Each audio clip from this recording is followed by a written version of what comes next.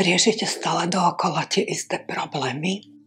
Nedarí sa vám nadviazať plnohodnotný vzťah? Nemáte zmysluplnú prácu? A viete, že vlastne príčina je vo vás? Ono to vôbec neznie dobre, tieto otázky, že? Prečo je to tak? Nuž z jednoduchého dôvodu. Vaša myseľ ovláda vás a nie vy ju. Ako z toho von? Nuž úplne jednoducho. Zoznámte sa konečne so svojou mysľou a spoznajte tajomstvo svojej mysle. Myseľ je súčasťou ľudskej bytosti. Nevieme ju fyzicky chytiť, dotknúť sa jej vieme len cez svoje vnútro. Je neskutočne rýchla. Od malička ju máme pri sebe, až kým neodídeme na večnosť. Tu svoju myseľ nevieme zrušiť ani sa jej zbaviť. Treba ju jednoducho prijať a naučiť sa ju používať. Kde je vlastne sídlo mysle? Vravíte, že v hlave? Áno. Tam sa najviac totiž prejavuje cez myšlienky, ktoré k nám prichádzajú a my si v istom nastavení vnútornom myslíme, že to sú naše myšlienky. Ale len málo ktorá z nich je naozaj náša. Hovorí sa, že cez deň prejde cez hlavu človeku asi 6000 myšlienok. Niekto to môže mať intenzívnejšie, niekto menej. Záleží od okolností a vnútorného nastavenia toho, ktorého človeka. Cezeň si uvedomujem svet okolo mňa i svoje postavenie v ňom, v tom svete, v ktorom žijem. A to ego dáva mi pečať dôležitosti. Pokiaľ nie som vedomá bytosť, ego so mnou manipuluje. Dá sa to zmeniť jedine tým, že si uvedomím svoju situáciu. Vtedy sa na ňu môžem pozrieť z iného uhlu pohľadu a uvidieť, že mnoho situácií sa dá prežívať inak, ako som to zvykla robiť doteraz. A to je ďalší zázrak v mojom živote. Prečo? Lebo každý človek môže urobiť so sebou niečo zmysluplné, ak vie, ako na to. Urobiť tak môžem len sama so sebou. S druhými ľuďmi sa to nedá spraviť, pretože bola by to manipulácia. A ten človek by prišiel o svoje základné životné právo, o svoju slobodu.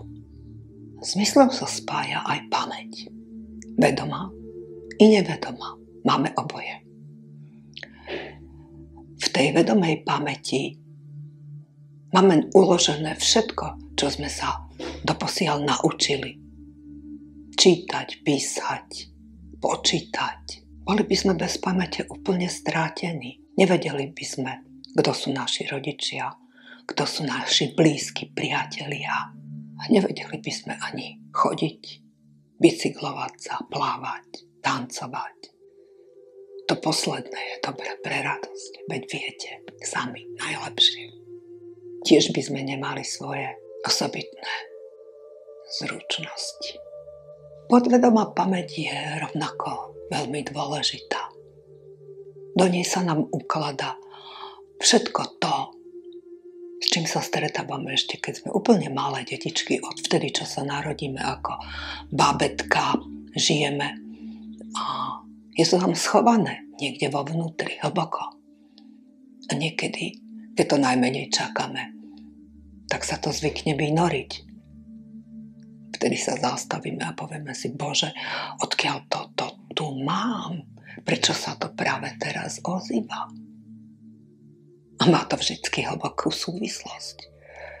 A je na nás, aby sme to odhalili. Všetky tie súvislosti, aby sme sa stali naozaj tými bytostiami, s ktorými nemanipuluje to niečo zvonka. Na vedomé používanie mysle je naša bytosť pripravená. Paradoxne. A treba sa vedieť sústrediť na to, čo je pre nás najdôležitejšie. A to je prítomnosť. Prečo je to tak, že tá prítomnosť je dôležitá? No už z jednoduchých dôvodov. Minulosť, tá už bola. Nedá sa zmeniť, už sa stala. Čo bolo, bolo. A budúcnosť, aká bude, ťažko povedať. Máme niekedy túžbu, aby sa stalo to alebo ono, ale sú tu aj isté vonkajšie vplyvy, ktoré naozaj nemáme pod kontrolou. A tie sa udejú, či sa nám to páči, alebo sa nám to nepáči. A preto nechajme aj budúcnosť tak. Dajme jej príležitosť, aby sa diala najlepšie, ako sa dá. Tým sa môžeme zapodievať. A prichádzame vlastne k tomu, čo je tým najsprávnejším spôsobom. Ten spôsob je tak jednoduchý, už som vám ho v minulosti spomínala. A je to sústredenie sa na vlastný dých.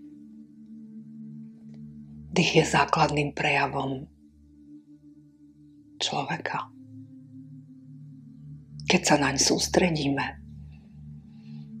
paradoxne sa zastavia všetky myšlienky.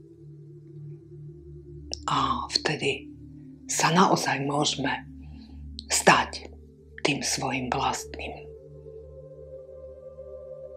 pánom. Je úžasné, ako to jednoducho funguje. Táto technika sa dá veľmi dobre využiť pri meditácii.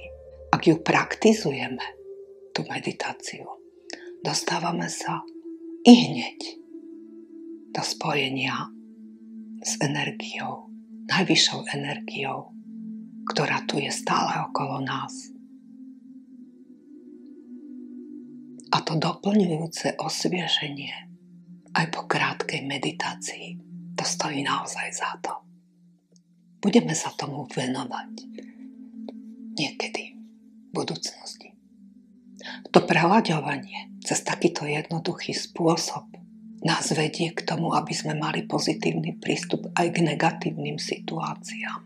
Oni sú pre nás výzvou k práci na svojej zmene. Zistíme, že cez mysel systém chce s nami manipulovať. Prečo je to tak? Už z jedného dôvodu. Aby získal našu energiu. Ten systém funguje totiž tak, že sám si nevie tú svoju energiu vyrobiť. Tak je tu a čaká. Sleduje každú bytosť. Má dostatok času.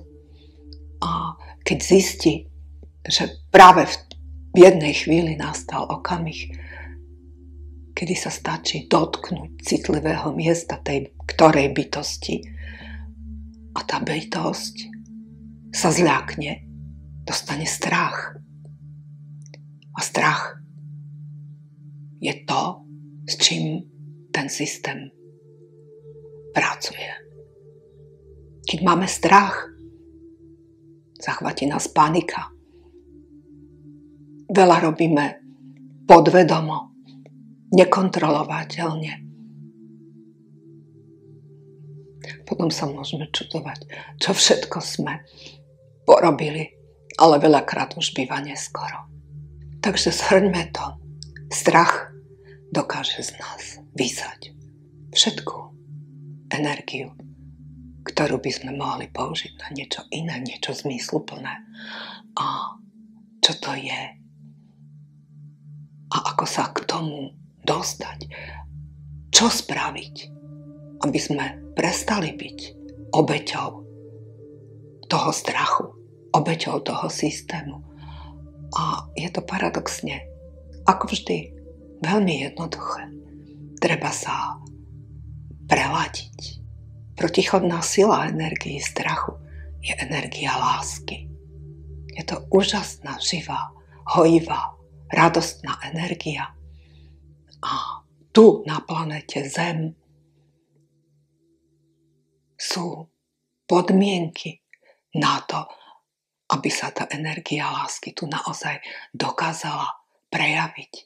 Aby ukázala, čo všetko dokáže.